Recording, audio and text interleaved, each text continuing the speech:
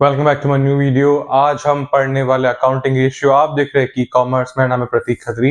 Accounting ratio class 12 का concept है CBSE का, और ये अकाउंटिंग रेशियो का चैप्टर काफी इजी है। अगर आप प्रैक्टिस करोगे तो आपको बहुत अच्छे से आ जाएगा। इसमें कुछ बेसिक्स है, कुछ फॉर्मूलाज है, कुछ बेसिक्स है, कॉम्बिनेशन है, जिसके थ्रू आप सारे सम सॉल्व कर पाओगे। और टीएस ग्रेवाल में आप प्रैक्टिस कर सकते हैं इन सम्स की। मैं आपको बताऊं, पहला आता है करंट रेशियो। क्या है करंट रेशियो?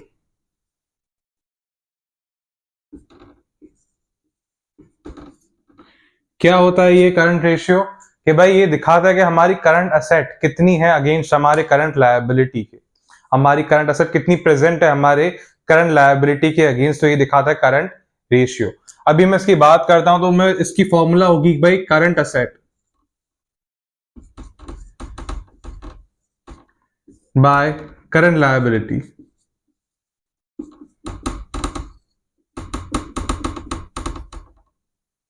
ये बहुत ही सिंपल फॉर्मूला है, आप किसी से भी निकाल सकते हो। आपके पास अगर बेसिक सी एक नॉलेज है अकाउंटिंग की तो आप इजीली ये सॉल्व कर सकते हो। और ये रेशियो आता है जैसे 2:1, 2:1, ऐसे कुछ रेशियोस बनते हैं। और इन्हीं रेशियो को हमें मेजर करना होता है अकाउंटिंग ट्रीटमेंट आगे करने के लिए। ठीक है, ये तो भाई हमारा हुआ करंट रेशियो। ठीक है, आगे एक और रेशियो है हमारा कि भाई ये भी काफी है कि भाई क्विक रेशियो। क्विक रेशियो या तो acid test ratio.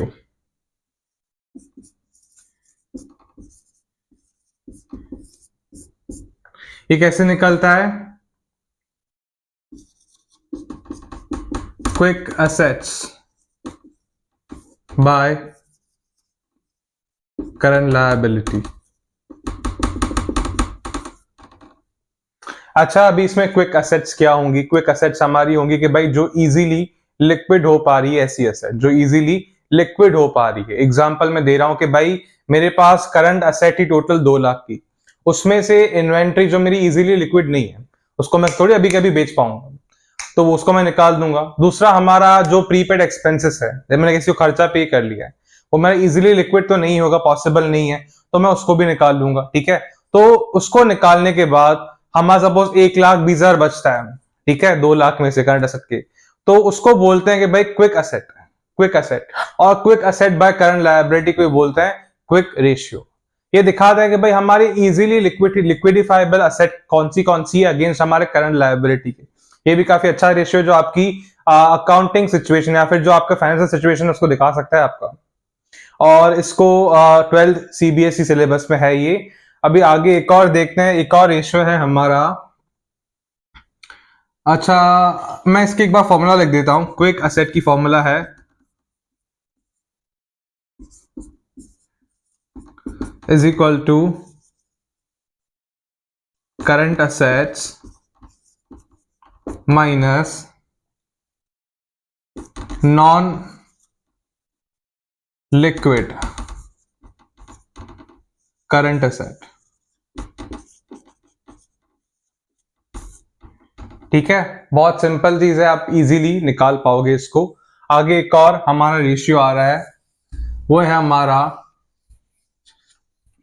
Date to equity ratio.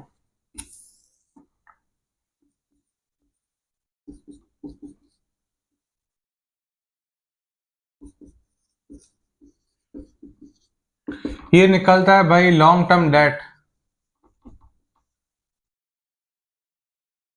Date by share holders fund. अच्छा, शेयर होल्डर फंड का मीनिंग क्या आपको तो पता ही होगा भाई, कितना पैसा बिजनेस में डला हुआ है और कितना पैसा हमने और कमाया और डाला। एग्जांपल, हमारे रिजर्व्स कितने हैं, हमारा कैपिटल एम्प्लॉयड कितना है। शेयर होल्डर फंड में दो चीजें आती है, एक तो होता है शेयर कैपिटल, दूसरा रिजर्व से सरप्लस आता है। रिजर्व सरप्लस में क्या क्या आ सकता है भाई? जनरल रिजर्व है हमारा, रेवेन्यू रिजर्व है। ठीक है, हमने प्रॉफिट से डाला हुआ पैसा उसके अंदर। दूसरा हमारा हो सकता है भाई कैपिटल। ठीक है, कैपिटल जो हमने एम्प्लॉय किया हो, तो उन सबको हम बोलते हैं कि भाई ये हमारी क्या है? शेयर होल्डर्स फंड है। ठीक है, ये हमारा शेयर होल्डर्स फंड है या फिर ओनर्स फंड है। ठीक है, अगर उसको उसके ऊपर आता है न्यूमरेटर में लॉन्ग टर्म डेट।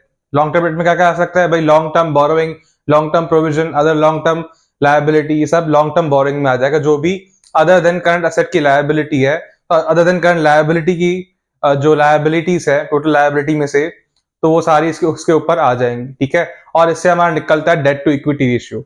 ये हमारा आइडियल होना चाहिए 2:1।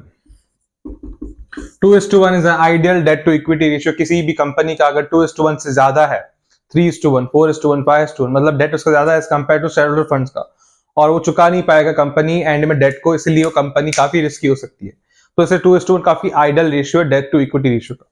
ये कुछ रेशियोज थे हमारे क्लास 12 के सीबीएसई का। अगर आपको वीडियो अच्छा लगे तो प्लीज लाइक कर, सब्सक्राइब कर, दबा दें। Thank you so much for watching my video.